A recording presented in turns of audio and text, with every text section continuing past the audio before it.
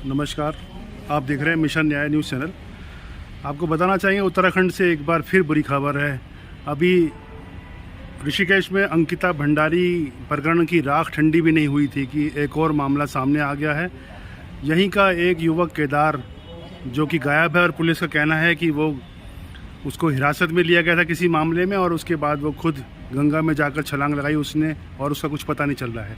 लेकिन आज इस मामले में लक्ष्मण के पिता और उनके अधिवक्ता पहुंचे और उन्होंने हमसे बात करी है, जो जिसकी अब हम आपको जानकारी दे रहे हैं।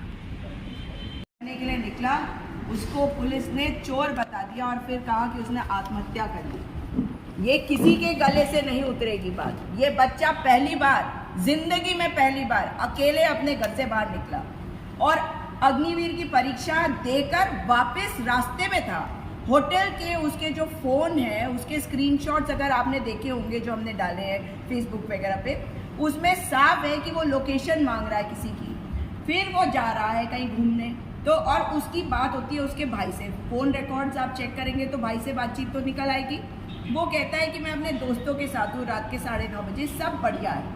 उसके बाद ऐसा क्या होता है कि जब वो होटल आता है और वो जो 4 लोग उसके साथ आते हैं, उसके 4 दोस्त या जो भी हैं वो लोग, वो वहाँ से गायब हो जाते हैं। उन्होंने गाड़ी बुला रखी होती है, वो वहाँ से चले जाते हैं। और उसके बाद अगर कोई वहाँ पे बचता है तो वो बच्चा, और उस बच्चे को पुलिस उठा कर ले जाती है। पुलिस उसको पहले, क्योंकि तपोवन का एरिया है तो मुनि की रेती चौकी में ले जाते हैं, मुनि की रेती से उसको भेजा जाता है लक्ष्मण झूला थाने में। अब आप मुझे बताइए कि पुलिस क्या कह रही है। पुलिस कह रही है कि एक पीआरडी जवान के साथ उसे बैरक में बिठाया गया क्योंकि हमारे पास कोई लिखित कंप्लेंट नहीं थी।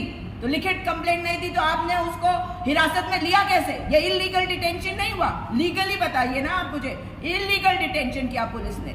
उसके बाद जो बातें, कितनी झूठी बातें एसएसपी महोदय बता रहे हैं, उनकी रिपोर्ट पे तो डीजीपी महोदय ने खुद विश्वास नहीं किया, आप लोगों के सामने है। तभी तो डीआईजी को कहा कि भैया इसमें दोबारा से इन्वेस्टिगेशन करो।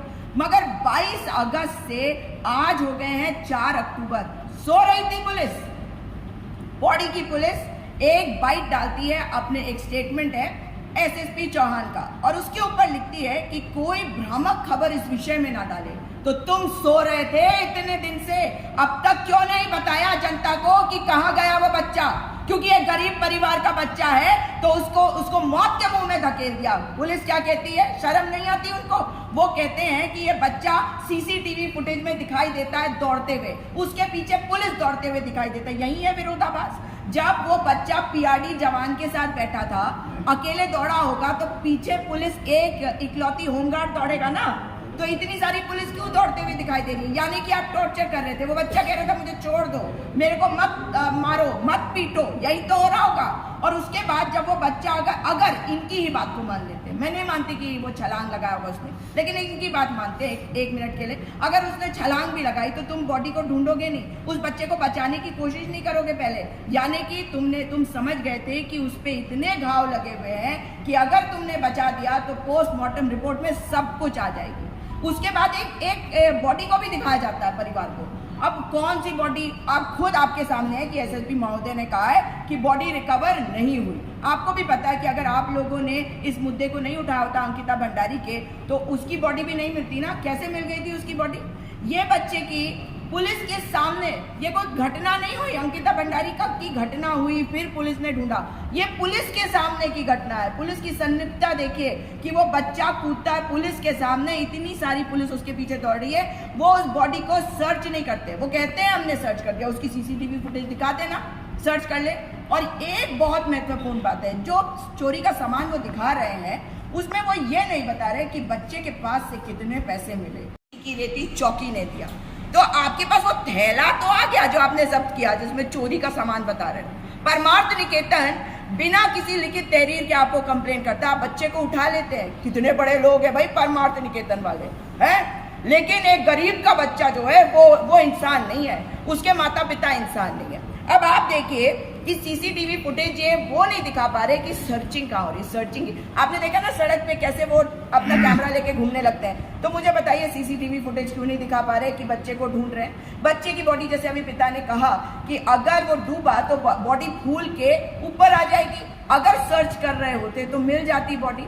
मनोहर सिंह रावत का नाम आ रहा है। मनोहर सिंह रावत पहले भी एक केस में मैंने स्वयं उसके ऊपर केस किया था, उसने झूठी चार्जशीट तब भी करी थी एक एफआईआर में। मर्डर मामले में लोगों को फंसाने का काम जो मनोहर सिंह रावत करता है वो उस थाने में अभी भी बैठा हुआ है। अगर उस एसओ को हटाया गया है तो आप मुझे बताइए वहां से एविडेंस मिलेगा। हमारे पहाड़ के अपने लोग भी वहां पे होंगे, एसआई होंगे, कांस्टेबल होंगे, उनके दिल में तो हो सकता है कि दर्द हो। अगर सबको हटाया जाए, उनसे सही तरीके से एक एक्सटर्नल एजेंसी पूछताछ करे तो अवश्य मुझे विश्वास है अपने उत्तराखंड के बच्चों के ऊपर कि वो जरूर बताएंगे कि बच्चे के साथ क्या हुआ। क्योंकि केदार भंडारी केवल इनका बेटा नहीं, केदार भंडारी आप सबका, हम सबका बेटा है।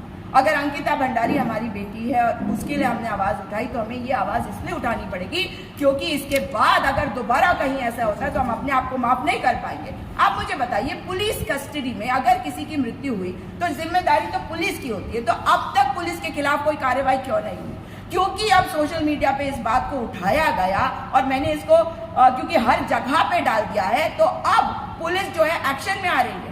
आप सुन रहे हैं कि किस तरीके से एक थाने को हटाया जा रहा है और डीजीपी महोदय साफ है कि जो एसएसपी की रिपोर्ट है उस पर विश्वास नहीं करते। तो मेरा तो निवेदन डीजीपी महोदय से है कि सबसे पहले तो आप पूरे थाने को बर्खास्त करिए और इसमें इन्वेस्टिगेशन एक्सटर्नल एजेंसी करवाने के लिए वे स्वयं कहेंगे तो वो बेहतर होगा, क्योंकि ये पूरी तरह से रणवीर सिंह वाला केस है।